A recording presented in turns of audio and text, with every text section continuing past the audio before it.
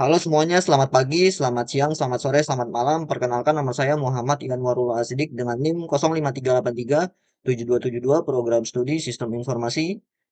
Video ini dibuat untuk kebutuhan tugas 1 pada mata kuliah berpraktik pemrograman berbasis web. Pada tugas 1 ini diminta untuk membuat sebuah aplikasi website sederhana ya, yaitu bernama Sita, yaitu aplikasi yang pemesanan bahan ajar ya. Jadi fokusnya itu pada proses front end ya, tanpa menggunakan back end terlebih dahulu pada tugas satu ini.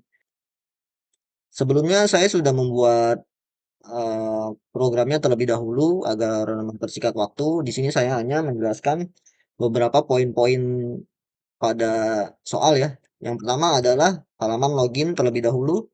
Di sini saya coba jalankan dulu.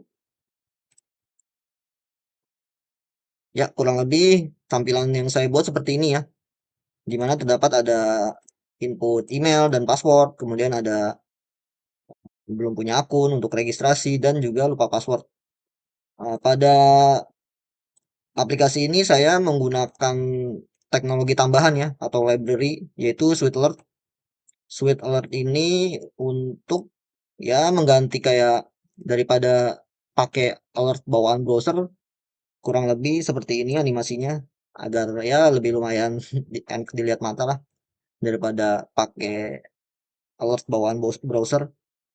Jadi terdapat input ya, input email dan password. Kemudian di sini saya masuk ke login.js. Kurang lebih ini ya untuk script JavaScript-nya terdapat. Oh iya, di sini saya memisahkan beberapa file ya agar lebih modular dan gampang di maintenance. Jadi di sini saya menangkapnya pada elemen dom.js. Ini kumpulan dari elemen-elemen HTML yang saya tangkap melalui dokumen object model dengan query selector ya. Dan ada juga get element by ID. Di sini mulai dari login terlebih dahulu ya. Di mana email ini, maksud saya mulai dari login form ini, yaitu kurang lebih adalah didapat dari ini ya, form ID, tag elemen form dengan ID login form, lalu ditangkap pada dokumen.querySelector dengan ID ya. ID itu kan pagar kita untuk menangkap di dokumen objek model JavaScript-nya dengan nama ID-nya login form. Di login form ini lalu kita tambahkan event listener yaitu berupa submit. Jadi ketika tombol diklik ngelakuin apa tuh login formnya. Nah, karena di sini langkah pertama yaitu ini jangan lupa di prevent default dulu karena login form itu defaultnya itu jika kita klik akan ini ya. Jadi itu browsernya terrefresh. Jadi kita tambahkan event listener dengan actionnya itu submit. Jadi pertama kita tangkap dulu value dari email yang berisi ini, yang diketikkan oleh user. Kemudian password kita tangkap value-nya. Lalu di sini ada kondisi. Jika email kosong dan password kosong, maka tampilkan sweet alert yang kita pakai ini. Jadi login gagal, email atau password tidak boleh kosong. Ya, kurang lebih udah tepat ya. Jadi sesuai program yang diketikkan di sini. Jadi apabila login dan password kosong, email dan password kosong, akan muncul alert seperti ini. Tapi jika kita masukkan misalkan usernya itu admin ut ac.id dan passwordnya salah ya, kita misalkan salah. Nah, ini muncul login gagal. Ini didapat dari karena kan ini email dan password sudah diisi ya sebelumnya. Jadi masuk ke kolom atau blok kode else ya. Jadi dicek usernya ini dari data pengguna klik find. Data pengguna ini didapat dari ini ya, file yang didapat dari e-learning user-user yang bisa login ke website Sita ini. Jadi kurang lebih dicek user masing-masing dari array ini dicek apabila email dari data konstanta ini sama dengan email yang diketikkan oleh pengguna dan password dari data ini sama dengan data password yang diketikkan oleh pengguna. Nah, jika nilai ini true nih, ada nilainya, maka masuk ke kode if. Jadi kita ngeset local storage-nya agar terbaca biar bisa login nanti, kemudian tampilkan alert selamat datang dan sukses login berhasil. Dan diarahkan ke URL dashboard.html. Tapi jika ini variable user ini value-nya false, masuk ke block else. Jadi login gagal. Ya seperti ini. Tapi jika benar, lanjut ke login berhasil. Nah, ini tampilan pada dashboard.html. Kita lanjut aja ya, langsung ke nomor yang kedua, karena ini sudah dijelaskan tadi sebelumnya.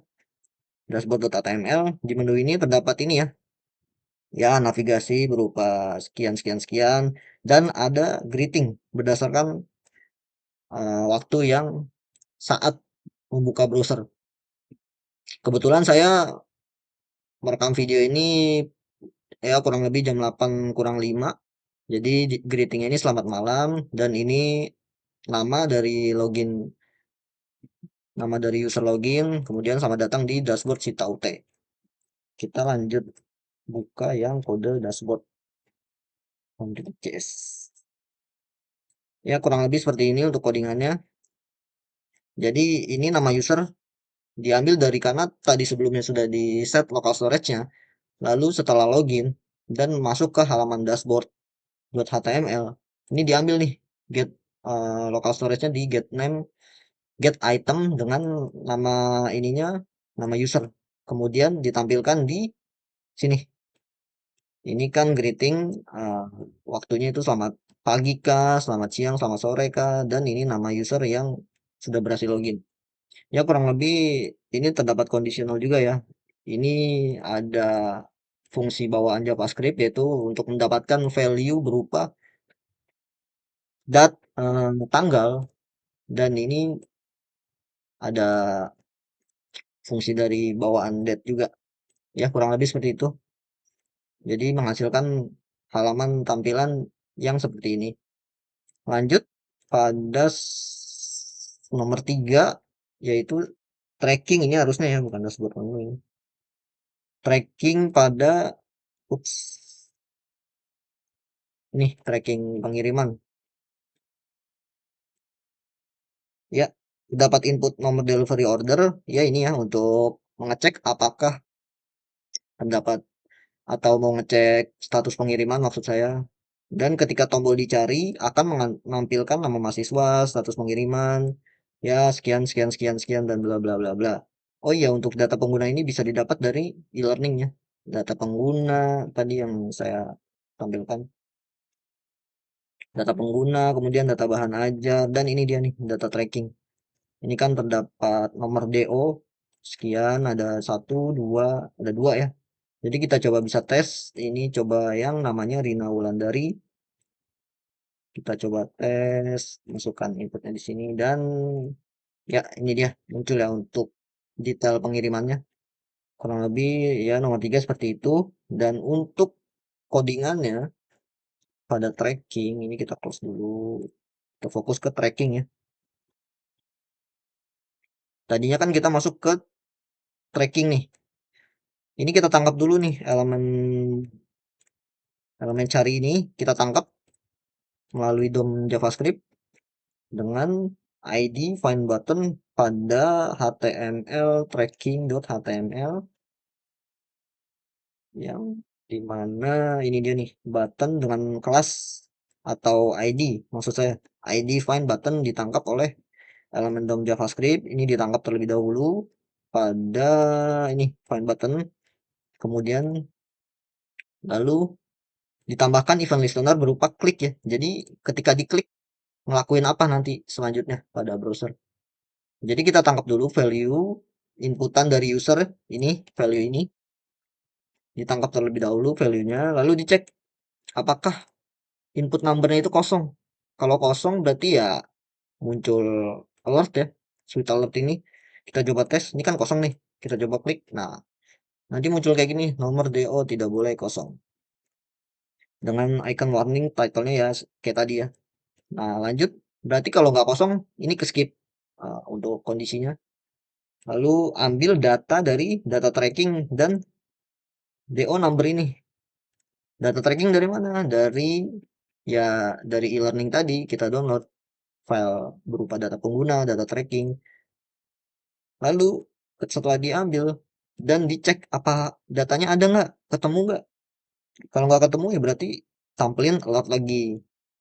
Jangan saya ketik asal ya. Nah, nomor DO tidak ditemukan ya. Nomor DO bla bla bla bla tidak dapat ditemukan. Mohon periksa kembali. Lanjut ke perjalanan HTML. Jadi ini ada DOM manipulation ya. Dari for each ini kan data dot perjalanan ini kan berisi array ya yang ada timeline pengirimannya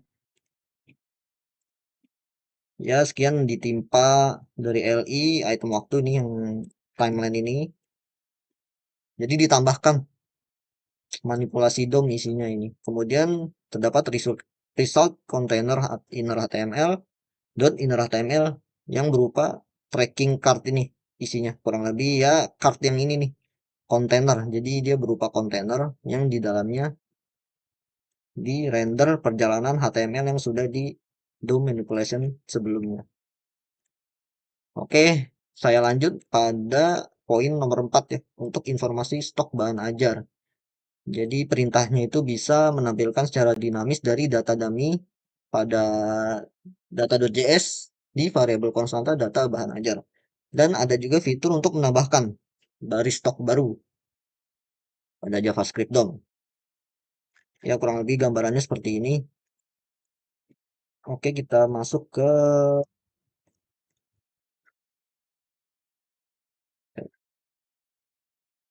stok ya.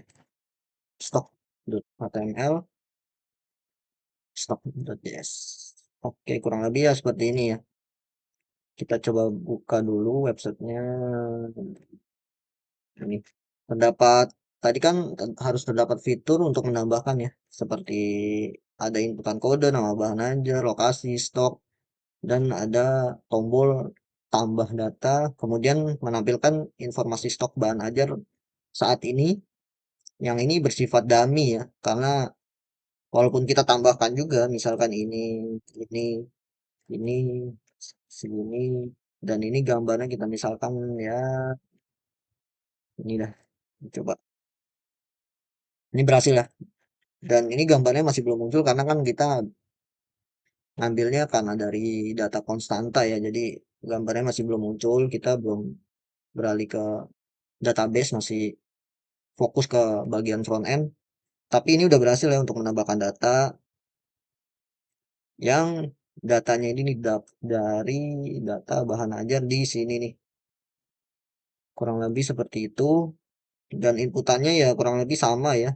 Inputan tambah stok baru ini ditangkap dulu beberapa elemen ini di uh, bagian stock.js ya. Jadi kurang lebih ditangkap oleh JavaScript melalui dokumen element by id, kemudian kode dan diambil value-nya. Lalu dengan perintah data bahan ajar ini kan array. Array itu terdapat ada function itu push. Push ini yaitu menambahkan data bahan ajar yaitu berupa array ditambah jadinya. Nih ditambah yang tadinya berapa jadi menambah gitu. Kemudian ya ada table di mana di sini table body ini kan sebelumnya kosong ya. Tapi di sini terdapat manipulasi DOM. Sebelumnya ditangkap dulu ya oleh elemen.js yaitu table body nih melalui dokumen .query selector. Kemudian ini dicek dulu ya. Data bahan ajar ini isinya ada atau atau enggak. Jadi kalau ada itu ya berarti tampilin aja nih semua ini.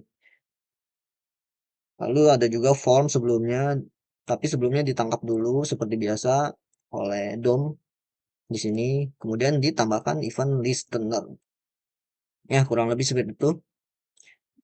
Lalu lanjut untuk struktur. Oh ya, untuk struktur ini saya kurang lebih modular ya. Saya berusaha untuk agar gampang di maintenance. Jadi saya memisahkan beberapa, kayak misalkan login itu saya pisahkan ke bagian tersendiri. Jadi login.css, kemudian nanti dalam satu file saya impor nih semua nih.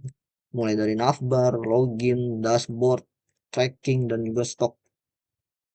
Jadi saya berusaha untuk modular file-file yang saya buat ini. Ya, kurang lebih itu terakhir ya. Poin pada nomor 4, yaitu informasi stok bahan ajar. Mungkin itu saja yang bisa saya sampaikan pada tugas satu mata kuliah berpraktik pemrograman berbasis web. Sekian dari saya, kurang lebihnya mohon maaf. Terima kasih.